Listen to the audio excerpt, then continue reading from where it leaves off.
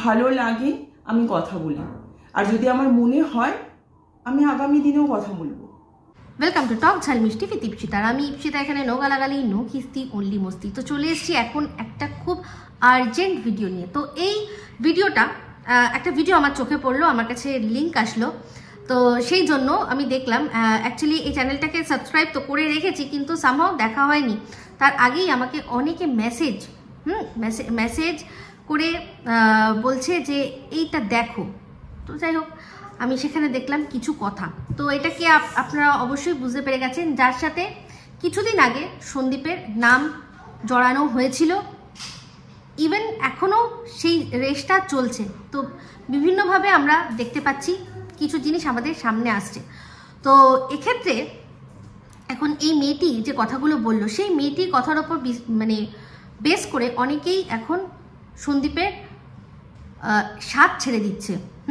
তো এখন ব্যাপারটা হচ্ছে, এই মেয়েটি যখন প্রথম আবির্ভাব হলো, কিভাবে হলো, যে এই মেয়ের যে বয়ফ্রেন্ড সে একটা ভিডিও করলো, করে সবাইকে বলল যে সো অ্যান্ড সো মেয়ে এ একটা কি করেছে না, এক ইউটিউবারের সাথে তার সম্পর্ক করে, তার 8 বছরের সম্পর্ক সে তার সাথে ভেঙে, লিভ ইন সম্পর্ক ভেঙে চলে গেছে, বয়ফ্রেন্ড গার্লফ্রেন্ডের সম্পর্ক ভেঙে চলে গেছে। তার আগে তার বিয়ে ছিল, তার একটা বাচ্চা আছে, মেয়ে আছে, যে কিনা বেশ বড়। এই সমস্ত সত্যিটা আমাদের সাথে সামনে তুলে ধরলো। শুধু তাই নয়, ও এর আগে আরও অনেকভাবে অনেক পুরুষের সাথে ও যুক্ত ছিল, রীতিমতো তাদের সাথেও কিছু বিনিময়ের প্রথা যেরকম আর কি, সেরকম সম্পর্ক ছিল। সেটা আমাদের বোঝানোর চেষ্টা করলো, মেয়েটির পুরো চরিত্র আমাদের সামনে তুলে ধরলো। আর বিশেষ করে আবার আমাদের যে ছোট্ট ভাই আরশ, তার সাথে যোগাযোগ করে প্রচুর এমন ঘটনা, যে ঘটনাগুলো আমাদের জানা সম্ভব হয়তো এত তাড়াতাড়ি ছিল না, সেরকম খবর আর কি তুলে ধরলো। তো মেয়েটির আমরা লাইভ দেখেছিলাম। সেই লাইভে মেয়েটি বলেছিল যে দেখো না, এই যে একটা ইউটিউবারের সাথে আমাকে সেটা নিয়ে আবার আর কি ঝামেলা করছে, তার সাথে কথা বলেছিলাম, সেটা নিয়ে ঝামেলা করছিল। ঠিক আছে। তো এরকমভাবে পুরো ঘটনাটা আপনারা জানেন। তো এই যখন সামনে আসলো কথাটা, তখন সন্দীপের তরফে কি হলো, সন্দীপ বলল যে স্বাভাবিক কথা, সে অস্বীকার করলো যে এরকম কোনো সম্পর্ক, সোনু যেরকম আর কি বলছে যে ওর সাথে ওর বিয়ে হয়ে গেছে, ও ওর বাড়িতে আছে, এই কথাগুলো সরাসরি সন্দীপ নাকচ করে দিল যে না, এরকম কিছু নয়। ঠিক আছে। তো তারপর এই ছেলেটি আরও ভিডিও আনতে থাকে, আরও ভিডিও এনে আরও অনেক নানান রকম কথা বলে। সন্দীপ কিন্তু সব কিছুতে না করে।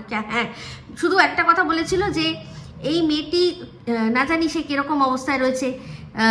এই যখন ছেলেটি বলছে যে মেয়েটি পালিয়ে বেড়াচ্ছে, তার মানে সে এখন আদৌ কোথায় আছে না আছে সেই নিয়ে চিন্তা প্রকাশ করেছিল, যেটা কিনা সবার চোখে চোখের বালি হয়ে গেছিল। যে তোমার কি দরকার আছে, একটা মেয়ে সে যেখানে খুশি যাক, তোমার তো কিছু যায় আসার কথা নয়। তো আমার এই পুরো বিষয়টা নিয়ে টেক একটাই ছিল, কি যে যেই ছেলেটি ওর যে বয়ফ্রেন্ড, সে যখন একটা কল লিস্ট দেখিয়েছিল, সেখানে বলেছিল যে ওই একটা ফোন নাম্বার, যেটা কিনা ওই মেয়েটির, সেই নাম্বারটা তে দেখা যাচ্ছে যে সন্দীপের নাম্বার থেকে ফোন 1 মাসে 3টে কল, তার মধ্যে একদিনে অনেকটা বড় একটা কল, অনেক লম্বা একটা কনভারসেশনের কল। ঠিক আছে। তো সেখানে নাম্বারটা সন্দীপের দেখা যাচ্ছে। তাই সন্দীপের সাথে কথা হয়েছে, সেটা কোনোভাবেই অস্বীকার না আমি কোনোদিনও করেছি, আর না আমি কোনোদিনও করবো, কারণ আমি তো দেখতে পাচ্ছি নাম্বার তো একটা রয়েছে, সেটা যে সন্দীপের নাম্বার সেটা আমি জানি। তো সেক্ষেত্রে সবাই আমরা স্বীকার করেছি। তো সে মেয়েটি বা সন্দীপ, আমরা সবাই এটাই জানতাম, সেও বলেছে যে মেয়েটি ওই চ্যানেল প্রমোট করার জন্য হয়তো কথাবার্তা বলেছিল। তো সেখানে চ্যানেল প্রমোট করতে করতে, কথাবার্তা হতে বন্ধুত্বপূর্ণ একটা সম্পর্ক আর কি, বন্ধুত্ব হয়তো হয়েছিল, হতেই পারে। তো এখন এবার বক্তব্য এটাই, যে এই মেয়েটি যখন প্রথম আত্মপ্রকাশ করলো, মেয়েটি কেন অস্বীকার করলো যে তার সাথে সন্দীপের কোনো কথাই হয় না। সে এরকমভাবেই বলল যে আমার যে বয়ফ্রেন্ড আছে সে মিথ্যা কথা বলছে, সে আমার সাথে নোংরা সম্পর্কে জুড়ে দিচ্ছে। এমনি তো আমরা বুঝতেই পারছিলাম, ওই ছেলেটিও স্বীকার করে নিল যে ওই যে লেখাটা, যে আমি ওকে বিয়ে করেছি, এই কথাটা কিন্তু ও নিজে হাতে লিখেছিল, যেটা কিনা আমিও বলেছিলাম। কারণ ওই ধস্তাধস্তির সময় বোঝা যাচ্ছে যে মেয়েটির ফোন ছিনিয়ে নিয়েছে। তাহলে আর মেয়েটি নিয়ে কি করে এই কথাটা লিখবে যে আমি সন্দীপকে বিয়ে করেছি। আর সবচেয়ে বড় কথা, আমি এটা বলেছিলাম যে ওর মনে যাই থাকুক, ও কিন্তু এটা কখনোই লিখবে না, কারণ ও জানে ও যদি সত্যি মনে করে যে টুডে টুমরো আমি সন্দীপের সাথে সম্পর্ক করে ওর ঘরের বউ হতে পারি, তাহলে ও জানবে ভালো করে যে ওর এখন ডিভোর্স কেস চলছে, হ্যাঁ, এখন অনেক রকম কেস কামারি ঝামেলা ঝঞ্ঝাটে ও জড়িয়ে রয়েছে। তাহলে এখনই যদি আমি এগুলো বলি তাহলে সেটা সম্ভব কোনোভাবেই হবে না, কোনোভাবেই হবে না। তার উল্টে তার বউ বেনিফিটটা পেয়ে যাবে। তো এখানেই হচ্ছে আসল গল্প, যে এই বেনিফিট পাওয়ার ব্যাপারটা। তো এখানে এই পুরো ঘটনার মধ্যে আমার সন্দীপের প্রতি একটা প্রশ্ন আছে, সেটা হচ্ছে ও অস্বীকার করলো কেন যে ওর সাথে, মানে এমন একটা ভাব দেখালো যে চেনি না, আমি কথাই বলিনি। এই যে এই জিনিসটাতেই শুধু আপত্তি, আর বাদ বাকি কিচ্ছু না, বাদ বাকি কিছু না। আমি তো বলছি, মেয়েটি যে কথাটা বলছে যে একজনের সাথে একজনের কথা বললেই কি খারাপ হয়ে যায়, সেই কথাটা যখন ওই ছেলেটি আত্মপ্রকাশ করলো, মানে সোনু, তখন কেন তুমি বললে না যে একজনের সাথে একজন কথা বললেই কি খারাপ হয়ে যায়? হ্যাঁ, আমি কথা বলি, আমার যদি আবারও মনে হয় আমি কথা বলবো। তোমার তো অনেক কিছুই মনে হতে পারে, তাতে গিয়ে মানে তাতে আমাদের কি যায় আসে? তোমার কাছে সন্দীপ একটা কাশ্মীরের আপেলের মতো, পুরো টুপটুপে একটা আপেল। তোমার যা আর কি, তুমি যেরকম জায়গা থেকে যেভাবে তুমি বিলং করো, তোমার কাছে সন্দীপ বিশাল। তোমার আগের আমরা সম্পর্ক দেখেছি, তাদের কাছে কি ছিল না ছিল আমরা ভালো করেই বুঝতে পারছি। তো তুমি কোথার থেকে কোথায় উঠে যাওয়ার, মানে আর্শ সে ফার্স্ট পার, মানে বলে না একটা কথা আছে না যে আর্শ সে ফার্স্ট, তো তোমার কাছে ফার্স্ট সে আর্শ, সেরকম হচ্ছে সন্দীপ। সর্বকালের সেরা যদি কারোর সাথে তোমার আলাপ হয়ে থাকে তাহলে সেটা সন্দীপ। তো তুমি সন্দীপের সাথে তোমার ইচ্ছা হলে তুমি কথা বলবে না বলবে, তোমার ইচ্ছা দিয়ে আমাদের কি যায় আসে? তোমার তো এটাও ইচ্ছা হতে পারে যে দুদিন পর তুমি সোনা বাবার মাম্মাম হবে, বাট তার যোগ্যতা কি তোমার মধ্যে রয়েছে? সেটা হচ্ছে বড় কথা। আমি তো বলেছিলাম যে সোনা বাবার যে মাম্মাম হবে তার মধ্যে যা গ্রেস হবে, সে যদি সত্যিই সম্পর্ক কারোর সাথে থাকে, যদি সত্যি কথা বলে, তো সেটা তো প্রথমেই বলা উচিত ছিল যে আপনি যে আমার সাথে কথা বলছেন, নিশ্চয়ই আপনি দিয়ে শুরু হয়েছিল। তো সেটা বলেন না কেন যে আমি আপনার বন্ধু, একটু বন্ধু আলাপ করিয়ে দিন সবার সাথে, তাই না? তো যাই হোক, এটা যে বিশাল বড় একটা চক্রান্ত করে তুমি এসছো সেটা পরিষ্কার বুঝতে পারছি এটা দিয়ে, যে কিছুদিন আগের থেকেই একটা ঝড়ের পূর্বাভাস দেওয়া হচ্ছিল যে একটা ঝড় আসতে চলেছে, তোমরা রেডি হয়ে থাকো। তো আমি একটাই কথা বলবো, যারা সন্দীপকে ভালোবাসেন তাদের একটাই কথা বলবো, যে এই মেয়েটি কোনো সত্যবাদী যুধিষ্ঠির নয় যে এ বলল আর সেটা শুনেই আমাদের সন্দীপকে জাজ করতে হবে। ও যেভাবে বলল যে হয়তো সেই মানুষটার আমার সাথে কথা বলতে ভালো লাগে, তো সত্যি যদি এত কথা বলতে ভালো লাগে তোমার সাথে, তোমাকে তো চিনতেই পারলো না, তোমায় তো চেনেই না। তো তুমি যে ইচ্ছা করে ঘাড়ে চাপতে চাইছো সেটা তো বুঝতে পারছি, তার পেছনে কারণটাও যে আসন দিয়ে হচ্ছে না, আসনে হচ্ছে না, এখন আসনে হচ্ছে না, সিংহাসনে আর কি চেপে বসার ইচ্ছা তোমার। তো তোমার ইচ্ছা দিয়ে আমাদের কারোর কিচ্ছু যায় আসে না। আমি তো প্রথমেই তোমার সম্পর্কে বলেছিলাম, তুমি তোমার লাইফে ভাই যা খুশি করো, যা খুশি করো। তোমার একটা হাজবেন্ডের সাথে তোমার পোষায়নি, তুমি ডিভোর্স দিয়েছো, ছেড়ে দিয়েছো, আবার একজনের সাথে সম্পর্ক করছো, মাঝখানে আরো যার সাথে করো না, আমার তো কোনো আপত্তি নেই তাতে, আমি জাজই করতে যাব না। কিন্তু এখানে তুমি বলছো যে তোমার যদি ইচ্ছা হয় তাহলে তুমি সন্দীপের সাথে কথা বলবে। তো এখানে সন্দীপের ইচ্ছার কোনো দাম নেই, আমার কাছে কিন্তু ওইটারই দাম আছে, আমার কাছে ওইটারই দাম আছে। আর সব দর্শক বন্ধু সবাইকে বলবো যে এর কথা শুনে আপনারা সন্দীপকে জাজ করবেন না, বা হঠাৎ করে সন্দীপকে খারাপ ভেবে ওর হাত ছেড়ে দেবেন না। ওর বিরুদ্ধে প্রচুর চক্রান্ত হচ্ছে, এটুকু জানি, এটুকু পরিষ্কার। তবে হ্যাঁ, একটা কথা বলবো, কারণ সত্যি মিথ্যা একটা এমন জিনিস না, তো বলবো যে সত্যি মানে যদি সত্যি সন্দীপ এর সাথে কথা বলে যদি ওর ভালো লেগে থাকে, তাহলে তো বলবো যে তাহলে আজকের থেকে আর ফোকলাকে মানে কিছু সেরকম বলা আমাদের উচিত নয়। কারণ আমরা জানি সবসময় যে এক্স যে ছিল তার নেক্সট অলওয়েজ বেটার হয়, না এর বেটার হলো না ওর বেটার হলো, না এর বেটার হলো না ওর বেটার হলো। চিন্তা করে দেখুন, সবারই তো ক্যারেক্টার আমাদের সামনে খুলে চলে এসছে, তাই না? খুলে চলে এসছে। তো একটা মানুষের সাথে তার ক্যারেক্টার কিরকম সেটা না বুঝে তার সাথে কথা বলা যায়, কথা বলা যায়, কিন্তু যখন তার ক্যারেক্টার পুরো জেনে গেছি তার সত্ত্বেও তার সাথে সম্পর্ক কন্টিনিউ করাটা আমার মনে হয় ঠিক হবে না। এবার এই যে সবাই বলছে যে ওকে তো একদম জালে জড়িয়ে নিয়েছে হ্যানা ত্যানা, যারা বলছে তারা জানে যে এই বিষয়টার গভীরতাটা কত। দেখুন, আমরা কিন্তু বুঝতে পারছি না, কারণ তারা জানবে না কেন, কারণ জালটা তো তাদেরই দেওয়া, যে তুমি কিভাবে ঠিক কিভাবে জালে ধরাবে। এই 2 দিন আগেই বললো যে অপেক্ষা করুন, আসছে ধামাকা, আসছে তুফান, আসছে, আমার কমেন্ট বক্সেই এসছে তুফান আসছে। তো এখানে চিন্তা করে দেখুন, এই যে এখন যদি সন্দীপকে দুশ্চরিত্র, এই যে অনেকেই ধরে নিয়েছে, কিন্তু অনেকেই ধরে নিয়েছে, এবার তার পেছনে কিন্তু একটু সন্দীপেরও হাত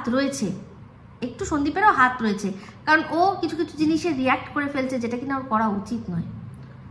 তো যাই হোক, সেক্ষেত্রে আমি একটাই কথা বলবো যে তোমার ইচ্ছা হতেই পারে, তোমার এখন ইচ্ছা যদি মনে হয় যে ওই বাতকুলার ওই বাড়িটায় তুমি বৌমা হয়ে ঢুকবে, তোমার ইচ্ছা দিয়ে কি হবে? ওটা তো সন্দীপের ফ্যামিলি, তাদের ইচ্ছা দিয়ে হবে, তাই না? তো সেক্ষেত্রে তখনই কেন বলনি যে হ্যাঁ আমি একটু কথা বলেছি, আমি ওনার সাথে একটুখানি ইউটিউব সম্পর্কে কিছু জ্ঞান নিচ্ছিলাম, একটু ইউটিউব সম্পর্কে কিছু মানে আমার কোয়ারিজ ছিল, সেগুলো আমি জানছিলাম, সেগুলো তুমি বলতে পারতে, সেগুলো বলে মানে সত্যিটা দিয়ে শুরু করতে পারতে। তুমি তো মিথ্যা কথা দিয়ে শুরু করেছো, তুমি তো মিথ্যা কথা বলেছো, আজ বলছো যে হ্যাঁ আমি ওর সাথে কথা বলেছি, আমি এখনো কথা বলি। তো এত কিছু জানার পর যদি সন্দীপ তোমার সাথে কথা বলে, কথা বলতে পারে, না বলার কি আছে, সেটা নিয়ে আমি বলছি না, কথা বলতে পারে, কিন্তু সেটা মানে এত কথার পর যখন সবাইকে সেটা ক্লিয়ার না করে যদি ও কথা বলছে, তো আমি বলবো যে সেটা কিসের জন্য, কি মানে যদি জাস্ট ফর তোমরা ফ্রেন্ড হয়ে থাকো তাতে আমার কোনো আপত্তি নেই, যদি ফ্রেন্ডের থেকে বেশিও থাকো আমার আপত্তি কিছু নেই, কিন্তু সমালোচনা করব, অবশ্যই সমালোচনা করব। যেরকম কিনা যার হাতটা ধরেছিল তার সমালোচনা করে চিরফার করে দেওয়া হয়েছে, তার সমস্ত কিছু সত্যিটা সামনে আসাতে, তেমনি তোমারও চরিত্র সম্পর্কে যা যা কথা শোনা গেছে, যে বার করে নিয়েছে সে তো প্রমাণ দিয়ে বলেছে। তো সেক্ষেত্রে তুমি ভালো করেই জানো, তুমি নাকি বলেছিলে কোনো কিছুর মধ্যে থাকবো না, আমি নিজের মতো নিজে ভিডিও করব, ভিডিওতে ভিউজ হচ্ছে না, বলো না একটু পিসিওডি যার চিকিৎসা করছো তাকে বলো একটুখানি কমিউনিটিতে তুলে দেবে, তার বিশাল মন। তো সন্দীপ তো না হয় মুখে বলে দিয়েছে, তুমি বরং ওকে বলো, ও আরো বেশি, সন্দীপের থেকেও বেশি ওর ভালো মন, ও একদম কমিউনিটিতে ঝুলিয়ে দেবে, দেখবে একদম ধারাদার, তখন ভিউজই ভিউজ হোগা, পয়সা হি পয়সা হোগা, বুঝতে পেরেছো? তো যাই হোক, ওভার স্মার্টনেস কোনো জিনিসেই ভালো না, কোনো জিনিসে ওভার স্মার্টনেস ভালো না, এটা শুধু তোমাকে বলছি না, সবাইকেই বলছি, ইন জেনারেল বলছি, ঠিক আছে? তো যাই হোক বন্ধুরা, মানে ভীষণ ভীষণ বিরক্ত লাগছে কথাগুলো, যেভাবে বলছিল 2 দিন আগে, যেভাবে মানে ইয়ে করছিল, আর এখন যেভাবে কথাগুলো বলছে, জাস্ট অবাক হয়ে যাচ্ছি। তবে ওই যে বললাম, এক্স আর নেক্সটের মধ্যে এইরকম মানে তফাৎ, সত্যি কথা বলতে হাসি পাচ্ছে আমার, এখন কিছু বলতে ইচ্ছা করছে না।